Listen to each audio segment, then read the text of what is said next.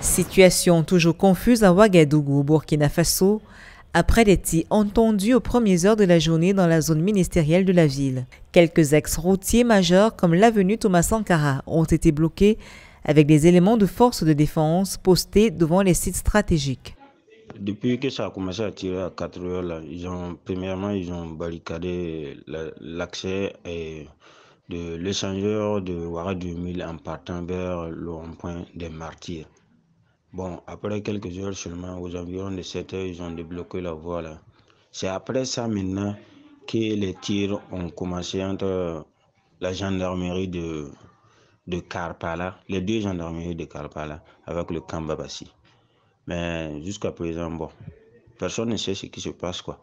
En mi-journée, par voie de communiqué via les réseaux sociaux, les services de communication du président du Faso, le lieutenant-colonel Damiba, tentaient de rassurer les populations en présentant la situation comme un mouvement d'humeur de certains éléments des forces armées nationales. Le président du Faso, chef suprême des forces armées nationales, le lieutenant-colonel Paul-Henri Sandaougo Damiba, invite les populations à observer la plus grande prudence et à rester calmes face à certaines informations qui circulent notamment sur les réseaux sociaux.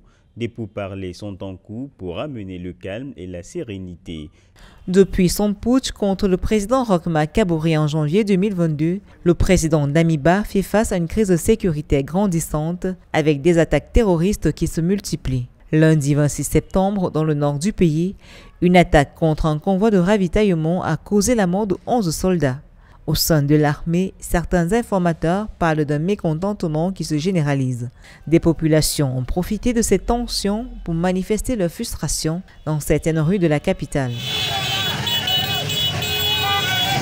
Si la situation était sous contrôle, la radio nationale et la télévision nationale allaient continuer d'émettre régulièrement à faire les émissions comme il se doit.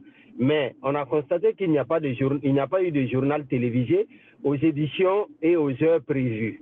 Donc il y a sûrement un problème. En attendant la confirmation d'un retour à l'ordre, les Burkinabés redoutent un autre coup de force contre le président actuel.